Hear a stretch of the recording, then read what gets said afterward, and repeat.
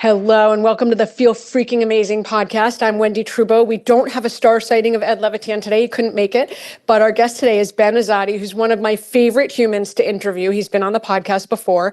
He's the founder of Keto Camp. He has over 17 years of experience in the health industry, and he's the author of 4 best-selling books, including his latest, Keto Flex. He's also the author of Metabolic Freedom, which is being published this week, so you can get your early copies, and it's through Hay House. He's been the go-to source for intermittent fasting and the ketogenic world and diet since 2013. So Ben, welcome. I'm so excited we could talk about your book and Metabolic Freedom today. Thanks for being here. I'm excited to talk about it, Wendy. Love your work. I had so much fun with you the first time, so let's make round 2. Let's make Edward jealous of this conversation. How about Seriously, he's always like, why didn't I get to play on the cool ones?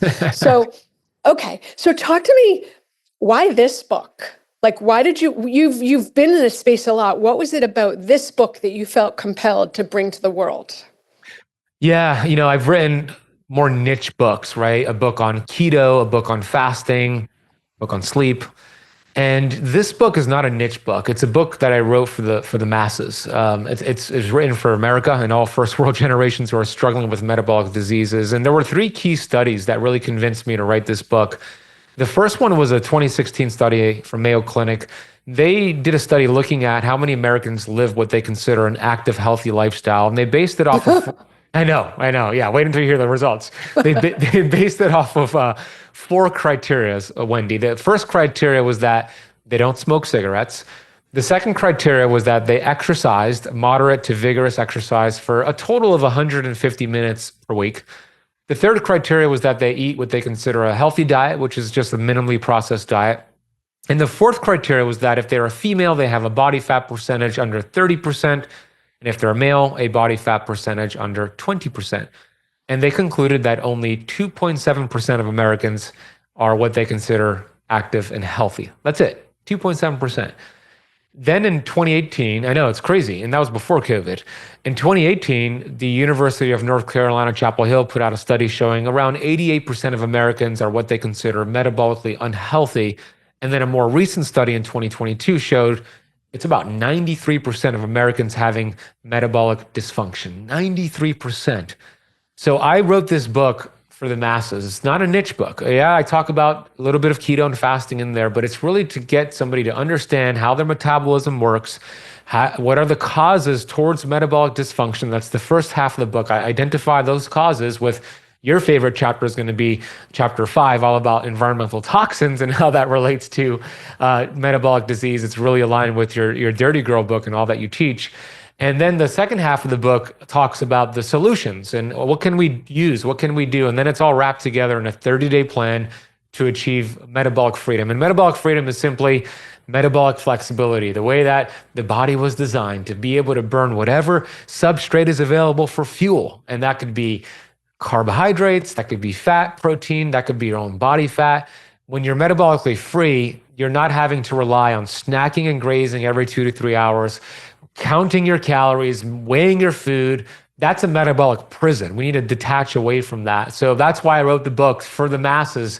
And if you're not new to this and you're already doing these principles of ketosis and fasting, well, there's still a lot of stuff in there that you're going to love. There's 275 citations. There's an advanced plan to follow as well. So I'm excited about the book. It's going to put a dent in disease. And right now is the perfect time to get the book out into the world.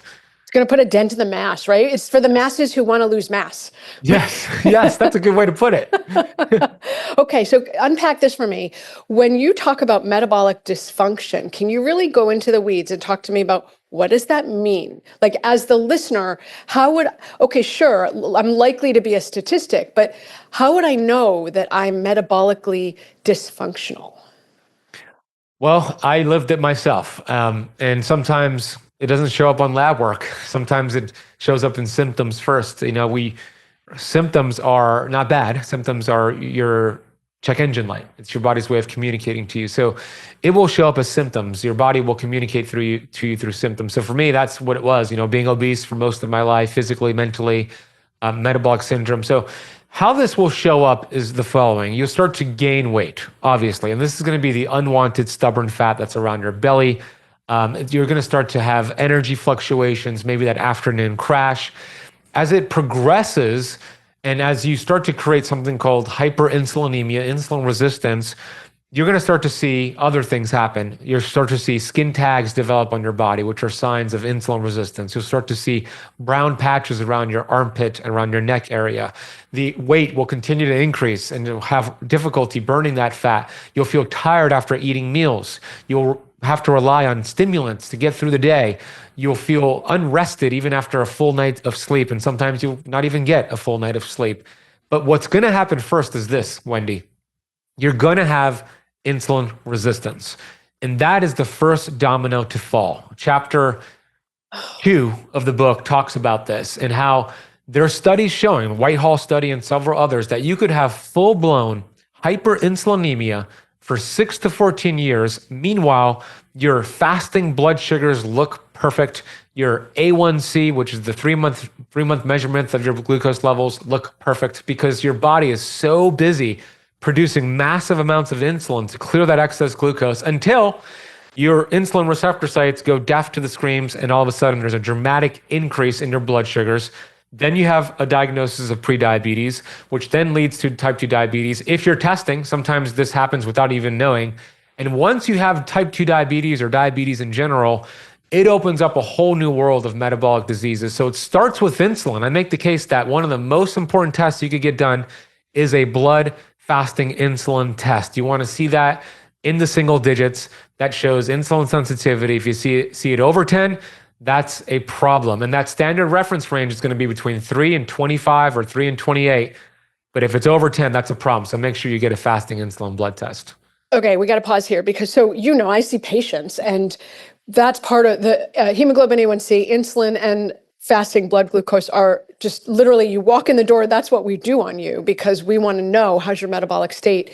And I've noticed over the last few years, a couple things. One, there's a subgroup, and I only see women, so I'll talk about the women. There's a subgroup of women who have that stubborn weight issue, who their fasting blood sugar is normal, their insulin is normal, but their hemoglobin A1C is creeping up, like 5.6, 5.7. And sometimes I see the insulin, it's, 6 or 7, but it's shockingly, weirdly low. But they have all the signs of insulin resistance. It's just not showing up in the insulin. Do you have any, and I know I ambushed you, do you have anything to say about that or anything that you could point some guidance on? Yeah, there is. I love that you test all that. You're a rock star, first and foremost. Well, we love data. We're like, Yeah, we love the data. Unfortunately, most conventional doctors don't test fasting insulin. So usually you have to work with the functional practitioner or pay out of pocket. The good news is that it's a cheap test to do. Right. And I think they don't test for it because there's no medication for insulin. There's medication for glucose, but not insulin. Anyways, the A1C part. Now, A1C could be a little tricky sometimes. I know that depending, some people could live at altitude and it changes the lifespan of those red blood cells and it could affect the A1C levels. But I have seen if we get that fasting insulin from 7 is good, but if we could get it down to 3 or 4, they could break through some of that weight loss resistance. But there are other factors at play, as you know. There's toxicity, there's stress components here. So addressing all of that, which I know that you do, but that's not common. That's an anomaly. Usually, when you get your fasting insulin in single digits and your fasting blood glucose in the between 70 and 90, you're going to see a lower A1C. So I don't know. What are your thoughts? Like, what have you worked on that you've seen that helped lower the A1C here? Yeah, honestly, it's for me, it's toxins. Yeah, makes sense. And then, there is this full-on category of women in their late 40s, early 50s, and the calorie in, calorie out model no longer works for them because they are metabolically rigid, the way I would say it. And these are the women, you say, okay, 150 minutes a week. These are the people who, I'll use myself. I'm 54 and a half now. And I really have to, I go do weights 4 times a week. I do cardio 3 times a week. I go to the PT once a week. I go for a walk 1 to 2 times a week. And that just keeps me just right. Okay. Not great. But I would say that my story is exactly everyone else's stories. They're killing themselves not to gain weight. And if you're perfect, you don't gain weight. If you're not perfect, you gain weight, but you never lose weight. That's the frustrating part because it's not about calories in, calories out. And even working on, I think toxins are huge. Stress is massive. I don't think we can understate the impact of stress, not sleeping enough, crappy hormone balance. Like there's a lot that goes into it. But even when you're optimized, there's something about menopause that makes women much less metabolically flexible. And I've been diving into that because it's personal, you know? Yeah, no, you're absolutely correct. And you're doing a lot of things personally, just to keep the weight. Uh, when you're going through menopause, you're more insulin resistant. We know that. We know all the hormone fluctuations. The ovaries are retiring and they've done their job, and now the adrenal glands, they have to pick up the slack, and the body's well equipped to do that. But now you said stress is like the major thing to really tackle here. And stress comes from 3 different areas: emotional, mental, emotional, physical, and of course the chemical part. And I know you address all of that. So I like using, not just for postmenopausal women, but for sure for postmenopausal women, heart rate variability is a good gauge for the stress they're dealing with, if they're adapting to the stress. And I like to work on increasing that heart rate variability. And for those who don't know exactly what that means, it's heart rate variability is not your heart rate. It's looking at the balance of your nervous system. We have 2 primary branches, which is the one branch is your sympathetic branch of your nervous system, which is important in spurts: fight, flight, adrenaline, cortisol. And then the opposite branch is the parasympathetic: rest, digest, detoxification.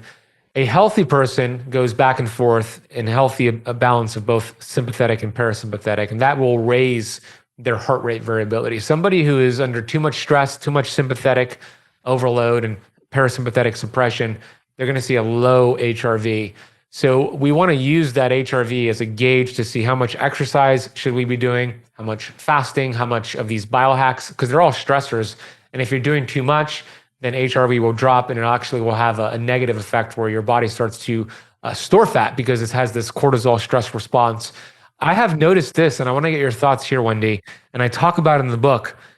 Melatonin has been a game changer for increasing HRV, buffering oxidative stress, and I use it on most of my postmenopausal ladies at like really high doses, not for the sleep part, that's great, but for the buffering of oxidative stress. Have you gotten into melatonin much? So I use a lot of melatonin, especially given how prevalent COVID has been.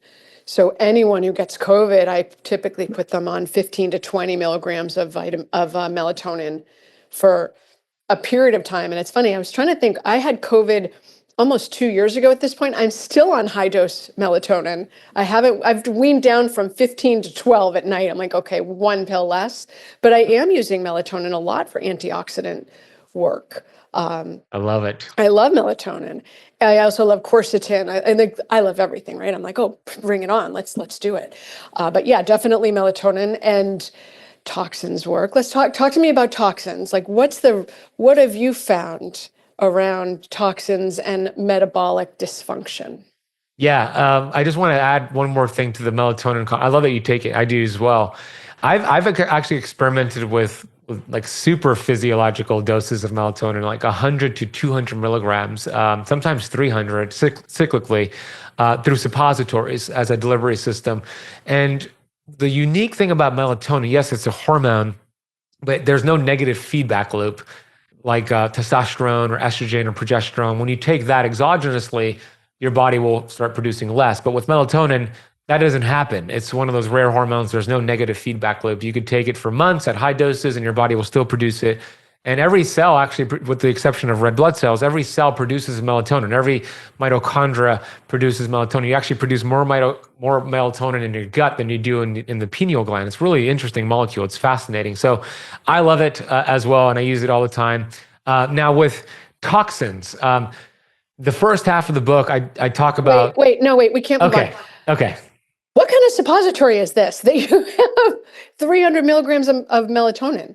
It's called Sandman from Dr. John Lawrence. He has one that's 200 milligrams, and he has Super Sandman at 300 milligrams. It has glutathione and some essential oils, and it's really great. It's fantastic. So would you only ever do it rectally, or would you do it for women? Do they do it vaginally, or is it only a rectal? Rectally, yeah. Okay. Rectally. But he has liposomal versions that you could take orally. They're good, but not as effective as suppository. Okay, thanks. Sorry, I was like, I need to understand that. Okay. Yeah, and All I'm right, go happy back to to connect. Yeah, I'm happy to connect you with Dr. John Lawrence too. He has Thank a you. book called Melatonin Miracle Molecule. It's really, really fascinating. Yeah. Cool. I'm Thank you. glad we're on the same page on the same page with melatonin. Yeah, toxicity, right? This is our jam. I know you're just such a great educator on this. It's your Love this. story. You have a whole book on this. There are many reasons why we have metabolic disease. Many reasons why. Being a sugar burner, poor sleep, too much stress, poor circadian rhythm, processed foods. But if I had to be pinned to a corner, and Wendy will agree with me, and choose one thing that has led to this metabolic disease disaster, it is the environmental toxins that are out there. To the level that we have it, it's the number one thing that fills our stress bucket and triggers a cascade of bad things. There's a whole host of them, and your book covers it so well, Dirty Girl. There's two that I identify in the book. They're obesogens and diabetogens. So the obesogens are really interesting. They're in microplastics, they're in our food supply, water supply. These are chemicals that actually create larger fat cells or fat human beings. It increases our body weight. And it does this because the body wants to survive. And when we have these toxins, these obesogens enter the body through our food supply, water supply, heck, our cleaning supplies, detergents, they're everywhere in the air from jet fuel. The body does not want these toxins to freely circulate in the bloodstream. So it activates a pathway, PPAR gamma, similar to what insulin does to clear glucose. PPAR gamma clears these toxins and shuttles them into your fat cells, your adipocytes, because there's a lot of room there. They're lipophilic, they're fat-loving toxins. And the body does this because the solution to pollution is dilution. I want to dilute these toxins and throw them in your fat cells. And if there's not room in your fat cells, well, I'll just increase the size of your fat cells. And if that's already full, hey, I'll create new fat cells. And these are how toxins create fat human beings and animals, by the way. And then what happens is, you mentioned the calories in versus calories out approach, which doesn't work not just for postmenopausal women, for anybody. We need to get away from that.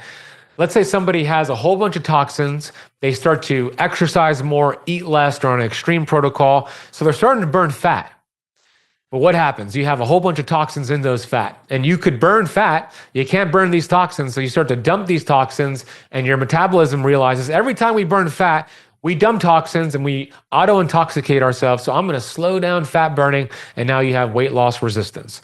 So these are problematic because they're everywhere. But there's a second classification of toxins called diabetogens that actually trigger beta cell dysfunction in the pancreas, which leads to insulin resistance, prediabetes, and eventually diabetes. There's a study I referenced in the book that showed about 33% of diabetes is from toxins, these diabetogens.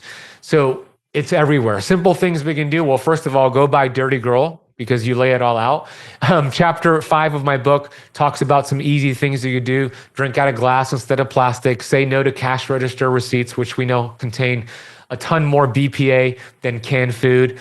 And by the way, the average American, I know you've spoken about this, the average American eats a credit card's worth of plastic every week. That's according to the University of Newcastle study.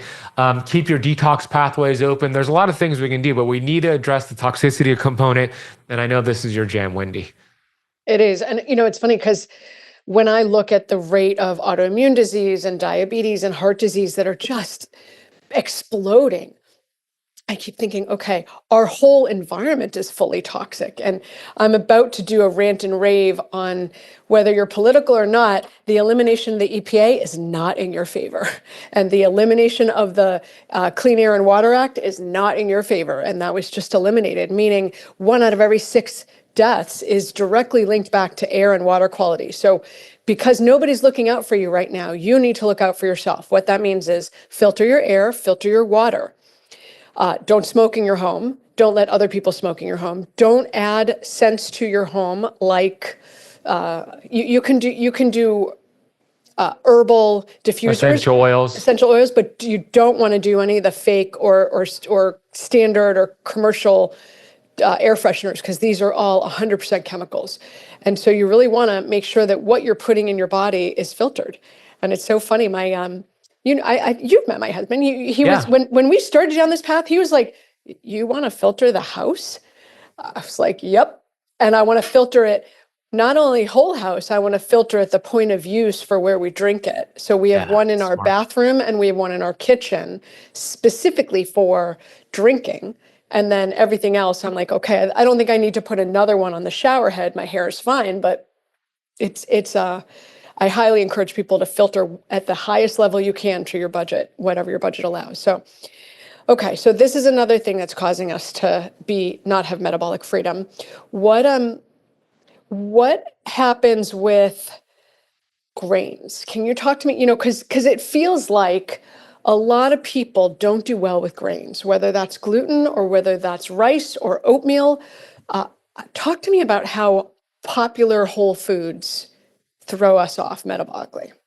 Yeah, there's a lot of what we consider like healthy whole grain and whole wheat products. I'm putting a lot of quotation marks here that are not actually going to contribute to fat loss, especially in the United States. We know that our food supply is loaded with glyphosate, loaded with it. I mean, studies show like almost 97, 98% of our urine that was tested has trace amounts of glyphosate. It's in like 60% of our rainfall. And it's in a lot of these grains, a lot of these wheat products, soy products, corn products, even coffee. And when you look at Italy, and I talk about Italy in the book, not just Italy, but Europe as well. But Italy has banned or have strict regulations for a lot of these toxins, including glyphosate and red dyes. And they don't have the obesity and diabetes. Like Italy has a longer lifespan than us. We're around 77 years on average. Italy's over 80, 81, 82. They have a less obesity, less diabetes. Okay, do they work out more? No, they have less gyms than us. Maybe they walk more, but they banned or have high strict regulations for these toxins in our food supply, including the grains. I mean, I'm sure you've heard this before. Maybe you've experienced this, Wendy, where you could go to Italy and have sourdough bread, wheat bread, pizza, pasta, and not feel inflamed. But if you had the same thing here, you feel inflamed and you gain weight. Has that ever happened to you, Wendy? Well, in all honesty, if I ate bread here, I'd probably wind up in the hospital. Oh So my I God. never ever do it. But what I have found is that the food, so I never eat gluten just because I have celiac disease. And so I don't consider European gluten to be safe, even though it's better. It's not as bad, but no, I don't eat gluten. But what I have found is that when I go to Europe, I'm not as sick universally from, if I go eat out 4 days in a row, I'm a quivering puddle on the floor by the fourth day. In Wow. Europe, it's fine. The quality is so much better. And so the cross contamination is less. The quality of gluten is better. It's less reactive. So, and the quality of the food is better, So I won't ever eat the sourdough in Italy, but I know what you're talking about. Yeah, exactly. And I hear a lot of people report that where they can't have it here, but they go there. They don't have celiac like you, so it's a different story. But the whole grains, if you're part of that 93% of Americans that are metabolically unhealthy, whole grains right now, whole wheat bread, oatmeal, oat milk, that's not going to help you out here right now. That's something that you want to remove because there's going to be a blood sugar response from eating those foods and essentially an insulin response. And Dr. William Davis, who actually endorsed the book. He has several books, but Wheat Belly is one of his books. And he showed in the book, right, 2 slices of whole grain, heart healthy wheat bread will spike blood. Yeah, heart healthy. That's an appropriate a little. But he said that these will spike, 2 slices of wheat bread will spike blood sugar as much as a 12-ounce can of soda or a Snickers bar, right? Because it's turning into sugar. And if you're metabolically unhealthy, that's something you want to get rid of right now. We want to eat more protein and fat, the things that you've been told not to eat, the saturated fat, the cholesterol. That's what you want to do. You want to teach your body to burn fat, not sugar. So you're not doing yourself any favors if you're overweight, metabolically unhealthy right now, and you're having a ton of whole grains, having a ton of oatmeal. Eventually, yeah, you could bring some of that in if it's organic and you tolerate it well. I could do it from time to time, but you want to first work on your metabolism. Well, okay, I have a question on this because weirdly enough, 2 birthdays ago, I was sick. I didn't feel well and I didn't really want to eat dinner. So, okay, it's a weird dinner. I ate that night. We made cheese pucks. Like we made those crispy cheese things out of manchego cheese, and my mom made me chopped liver. And that's all I ate for dinner. And then I had birthday cake. And I happened to be wearing a CGM at the time, a continuous glucose monitor, because I was in the like, I want to know what my body responds to. And what I found, and I'd like you to talk about this if you can, is order matters. That if you eat your protein first, it sort of distracts your body and distracts the pancreas from producing too much insulin. So you can tolerate some carbs towards the end. But if the protein comes first, it can stabilize you. Do you have the research on this? Have you, like, how do you fold that in with Metabolic Freedom in your book? Because I know that you tend mostly towards not so much carbs, but in the real world, in life, people are going to eat them. So how do we set them up for success? Yeah, that's interesting that you saw that, because I've seen it too, testing it on myself, and also the studies show that's meal pairing is what it's called, meal sequencing. So yeah, I have actually a section in the book that talks about that in the section on biohacks. I consider that a biohack for blood glucose, postprandial blood glucose. And yes, the order in which you eat your food, and there's a Japanese study and several other studies that show this, makes a big difference. When you have protein, fat, and fiber first, so let's say it's like steak and broccoli, or fish and broccoli, or Brussels sprouts and steak, and then your potato, or in your case, the cake after, there's going to be less of this postprandial glucose spike versus the opposite when you have the potato first or the cake first, which you wouldn't do, and then the steak. Well, might. Yeah, might if you're ambitious a little bit. And that's because it slows digestion when you eat protein and fat, and it activates the satiety hormones, cholecystokinin, leptin, peptide YY. So you will see a better response. So I know that I'm a keto guy, and I love keto. I love the low carbohydrate approach, but I'm not a dogmatic keto guy. And in the 30-day plan in the book, I talk about the importance of metabolic flexing. And this is especially important for postmenopausal women. Nobody should be doing long-term ketosis. Nobody, men, women, no, I mean, I shouldn't say nobody. There are some exceptions, those who have epileptic seizures and for medical reasons. But for the most part, most people should not need to do it forever. We want these metabolic flex days where, like you just said, it's socially more adaptable to have carbohydrates from time to time. And I put it into the plan. And if you do something like that, where you have the protein, the fat, the fiber first, then the carbs, you will mitigate a lot of that postprandial glucose, get you back into a fat burning state much faster. You could also go for a walk. It's one of the best things you can do. I talk about it in the book. 30-minute walk, postprandial glucose. There are studies that show with diabetics, even after a high carbohydrate meal, without doing the meal sequencing we're talking about here, there was about a 30% reduction in postprandial glucose versus those who didn't go for a 30-minute walk. So going for a walk after a meal is one of the best things you can do for fat loss and for your metabolic health as well. You know, I feel like I really can't work any longer. I just need to go take care of my health. Like that. It feels like it's a full-time job. That's but I don't usually say a 30-minute walk, because it's very hard for the women who work to get a 30-minute walk in after lunch. But I will say a 10-minute walk. Just get yourself moving, because everything's better than nothing. So do something, as opposed to, you don't have to be perfect, you just have to be in the game. You could do, yeah, 10 minutes is amazing. And you don't have to walk after every meal. It could be after dinner when you're home and you want to go for a walk with your family and use it as a social experiment or experience. Yeah. Or here's something else you can do. You could actually do, what are they called? They're called calf raises, but there's a special name for them. Where you could actually work at your desk and do calf raises for like 3 minutes as you work. Some people will do it, and it actually reduces postprandial glucose just by doing that, calf raises, right? So there's things you can do, but yeah, you're right, Wendy. You know, we all have our schedule, we have our lives, and do 30-minute walk after every meal is not realistic. 10 minutes will suffice, or just choose the biggest meal of the day, maybe dinner, and go for a walk after that meal. Yeah. Tell me something. Have you found that there's mistakes people make when they're trying to eat clean or they're trying to lose weight? Or there's sort of top 3 things that you want to say, watch out for this if you're on the path to metabolic freedom, or you're not yet in the metabolic freedom and you're on your way there? Yeah, the first one is they're consuming too much fruit and fruit juices. And there's nothing, Okay, I'm sorry to interrupt you, but one of my favorite patients showed up in my office, and she's like 82 years old. She's so cute and super spry.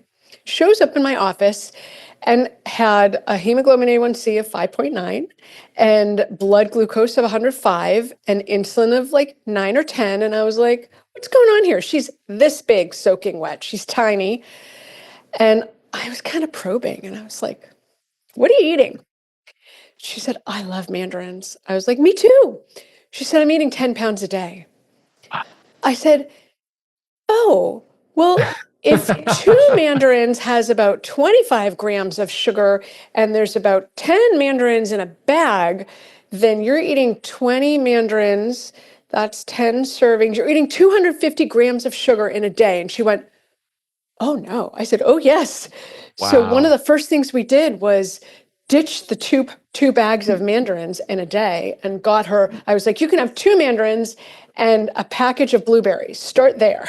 And, we've been working together for a number of years, and I'm really pleased to say her hemoglobin A1C is totally normal. Her blood glucose is totally normal. And now she no longer eats 10 pounds. 10 pounds, Benny. Wow. That is wild.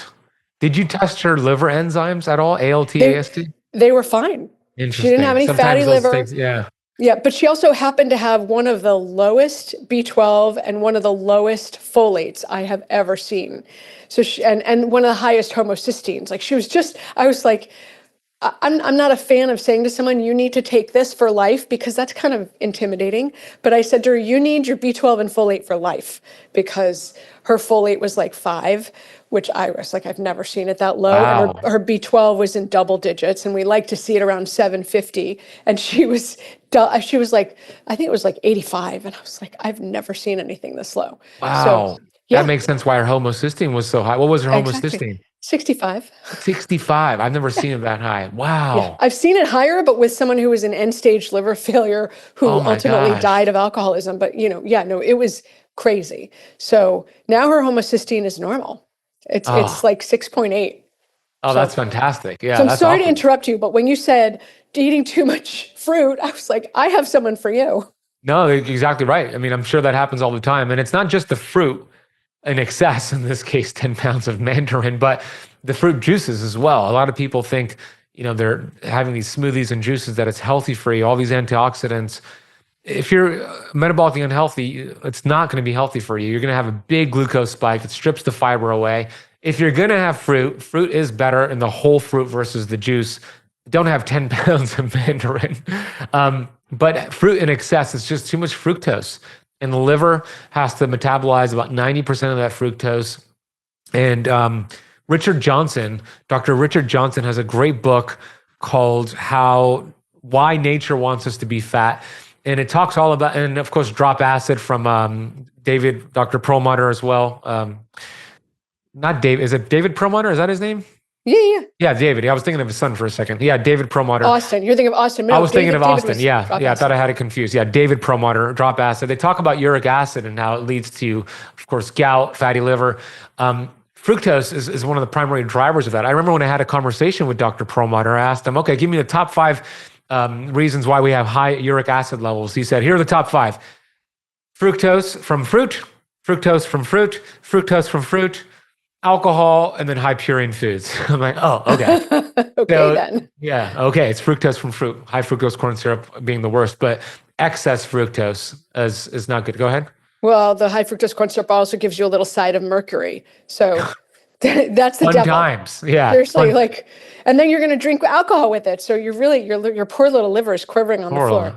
Poor liver. Okay. Speaking about books, your book's coming out this week. So I'm hoping we can launch this like on the day it came out. So if you're listening, his book is out. Go get it. Where can people get your book, and where can they find out more about you?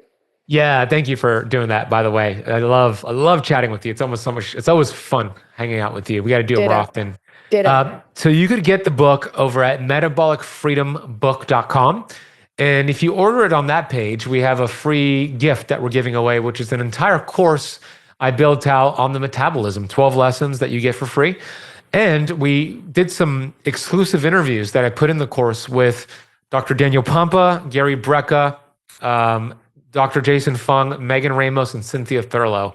All Wow. of that is in the course and it's for free. You could get the book. It's available on hardcover, Kindle, Audible. I narrated the Audible. So metabolicfreedombook.com. Once you order it there, you just put your name, email, order number, and then you're automatically sent that course with the exclusive interviews. That's great, Ben. Okay, we'll put all of that in the show notes. And let me go back to something. We said the top three things of trying to eat clean. You said one was sugar, and then there were two other things. What were they? I just want to close that out. Yeah, I'm glad you remembered. The second thing is eating the wrong types of fats. These fats that are processed are arguably even worse than sugar, and in some cases worse than cigarettes. These are these adulterated seed oils, and there's a whole discussion on seed oils. Are they good for you? Are they bad for you? Well, when I talk about the dangers of seed oils, I am referring to the processed seed oils, the damaged omega-6 fats. I want to make it clear that not all seed oils are bad for you. Not all omega-6 fats are bad for you. They're actually are really healthy for you if they're unprocessed, but the majority of them are processed. They're adulterated. And there's a couple of studies I put in the book. One of them is from Dr. Martin Grudfeld, and he did a study analyzing French fries that were fried in vegetable oil, seed oils, and he looked at the aldehyde contents produced from that frying process of French fries, and he showed in 5 ounces of French fries, which is about 25 French fries, it produces the same amount of aldehydes as 25 tobacco cigarettes, which is essentially one French fry is one tobacco cigarette smoked, right? Crazy. They're so inflammatory because they're unstable. The half-life for these linoleic acid fats are 2 years, 680 days, and they're in 80% of our food supply. So we want to get rid of canola, corn, cottonseed, soybean, safflower, sunflower, rice bran, grapeseed if it's the processed variety. We want healthy, saturated and monounsaturated fats, butter, ghee, beef tallow, coconut oil, olive oil, and avocado oil. That's the second thing I would recommend. How would you know it was processed? I mean, is it by definition processed if you get it from the store and it's in a bottle? Or is there some way that you could say, oh, it's not actually processed, it's a better version of sunflower seed oil? If you're buying it at the store, it's going to be processed. There are some companies that make really high quality, organic, cold pressed sunflower oil, safflower oil. There's also PC oil from Body Bio, which is a omega-6 fat, but it's also really great for you. So there are some specialty companies that make them the right way, but they're rare to find. So to your point, if you get it at the supermarket, if they're cooking with it at the restaurant, it's going to be the processed variety. Okay. And what's the third thing that people want to watch out for, common mistakes when they're trying to lose weight or eat cleaner? The common mistake is that they treat the body like a calculator or a math equation, and they simply think it's all about eating less and moving more. And you made the point that earlier with postmenopausal women, it doesn't work for them. It doesn't work for anybody. Well, I shouldn't say that. It works for everybody, actually, short term. It does. But long term, it fails. It doesn't work long term. And the reason why so many people still believe in this approach, and I was teaching this for so many years, is because the premise is that we need to lose weight to get healthy. That's the premise of calories in versus calories out. I'm going to teach you to lose weight to get healthy, but that is not how the metabolism works. We don't lose weight to get healthy. We get healthy to lose weight. When we get healthy, by lowering our stress bucket, getting rid of these toxins, cleaning up our food supply, we lower inflammation, we balance our hormones, and a side effect, the weight comes off. And when you do it this way, it might not happen as fast as an extreme calorie cut, but it happens over time and the weight stays off. So we need to get away from the old thinking that it's just about calories in versus calories out. Calories matter, but they're not important. They're a distraction. We need to get away from that old concept. Yeah, agreed. Okay, thank you for circling back on that with me. Yeah. All right, I'm going to close it out. This has been awesome, Ben. I'm very grateful you were here, and I can't wait to read the book. I'm like super psyched. I can't wait for you to read it. Yeah, I'll get you a copy. And by the way, chapter 10, I'll plant the seed. That's my favorite chapter in the book. I think it's the best chapter in the book. So I can't wait for you to read that chapter. Awesome. All right. Awesome. I can't wait. Will you sign it? Like put your name I on would it? love to do that. Absolutely. Yes. Thank you. All right. All right, Ben, thanks for joining us for this episode of the Feel Freaking Amazing podcast. Listeners, go read the book. He's amazing. He's an expert. You can see he can quote studies at you like no one's tomorrow. And Ben, it's been a pleasure having you on. I hope you hit the New York Times bestseller list with this one, because that's the goal. This is a knock it out of the park one. Thank you so much. I appreciate your work, Wendy. My pleasure. Right back at you, Ben.